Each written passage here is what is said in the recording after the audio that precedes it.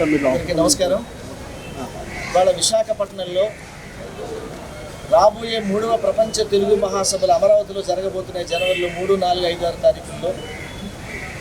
ఆ సన్నాహాల్లో భాగంగా విశాఖపట్నం కళాభారతిలో ఉత్తరాంధ్ర సాంస్కృతిక వేడుకలను ఇక్కడ ప్రారంభించారు. ఈరోజు ముఖ్యంగా ఉత్తరాంధ్రలో ఉన్నటువంటి అద్భుతమైనటువంటి సాహితీ ప్రక్రియలన్నింటినీ కూడా ఒకే వేదిక మీద 12 గంటల్లో ప్రదర్శింపజేయాలన్నది మా ఉద్దేశ్యం. ఇది చాలా నా మనసులో ఉన్నటువంటి కోరిక. ఈ 3 జిల్లాల్లో ఎంతో వైభవం ఉంది. మహానుభావులు ఎంతోమంది ఇక్కడ ఆవిర్భవించారు, పుట్టారు.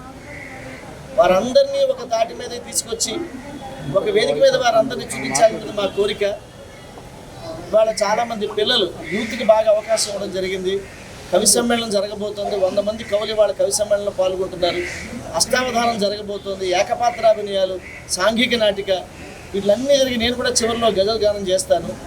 ముఖ్యంగా ఉత్తరాంధ్ర ప్రజలందరినీ మా విశ్వభారతి ఛానల్ ద్వారా కోరుకునేది ఏమిటంటే, జనవరిలో 3, 4, 5 తారీఖుల్లో జరగబోయేటువంటి ప్రపంచ తెలుగు మహాసభల్లో అందరూ కూడా మీ ఇంట్లో జరిగేటువంటి పండుగలా భావించి, ఇది తెలుగు కుంభమేళలాగా భావించి ఈ కార్యక్రమంలో పాల్గొనవలసిందిగా కోరుతున్నాను. మీ అందరికీ ఆహ్వానం. మీ గజల్ శ్రీనివాస్. నమస్కారం.